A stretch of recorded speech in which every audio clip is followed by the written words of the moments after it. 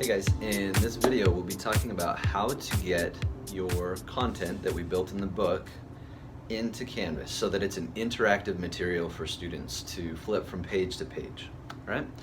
So first things first, we can get the docx and the PDF in Canvas, and using the Canvas document viewer, the material looks pretty good, and we'll take a look at the PDF version to see how that looks. And then we'll jump into how to get the interactive book in there, okay?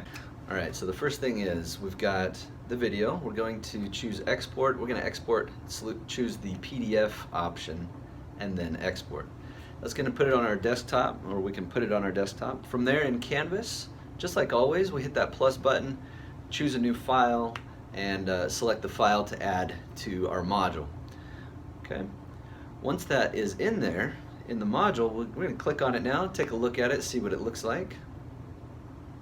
I think you'll like it.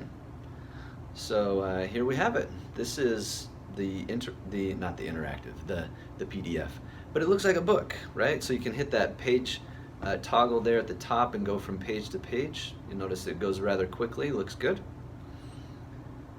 All right, so the big question, how do we get this into Canvas in an interactive form?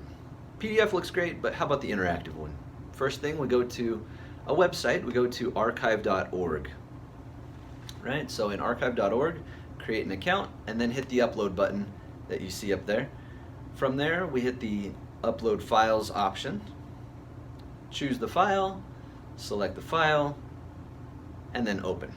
That's going to put the PDF on there. We do have to put some information about our material that we put in archive.org. One of the more important things, especially if you're concerned with OER, that is the license. You'll notice that the license here, we can select the public domain. That's the right license if we're going to use it for OER purposes, okay? So finish filling it out, and then once you're done, you hit the upload button. That puts it in archive.org. After a while, your material will be in there in an interactive format. Just below the book is some important information that you'll see about your book. Oh, there are different views for it, single page, double page, and thumbnail view. Again, down below, you'll see some important information about your book. One of the more important things is the share button. Go ahead and hit the share button. You can get the embed option from there. Take that embed code, take it over to Canvas, and you can put the embed code in a page, in a quiz, in an assignment, anywhere really. We're going to put it in a page, so I'm creating a page here real quick. Once the page is created, we go into the edit mode like we always do, except this time we're going to hit the HTML editor option and paste that code there. Once that code is in there, you'll see that your book is now viewable. However, it's a little small, so we're going to go back over to the code, change the code width of the material to 100% of the page. We're going to change the height to 900 pixels. Right? You'll notice after we save that, it's going to be nice and big. Students can click from page to page. Here we go, save. And there it is, nice and big on the website, or in Canvas rather, for large enough for students to read. And you've done it. You've created material, you've put it into Canvas, either as a PDF, docx, or as an interactive material.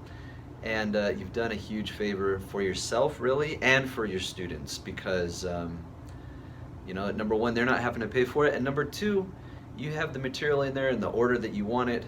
It flows with your lesson plans throughout the semester the way that you want it to, and it's a great resource for both you and your students for semesters to come. And if you ever need to change it, it's not that tough to do. If you ever need any help, contact us in TELS and we'll help you out with that. All right, that's it for now. Talk to you guys later.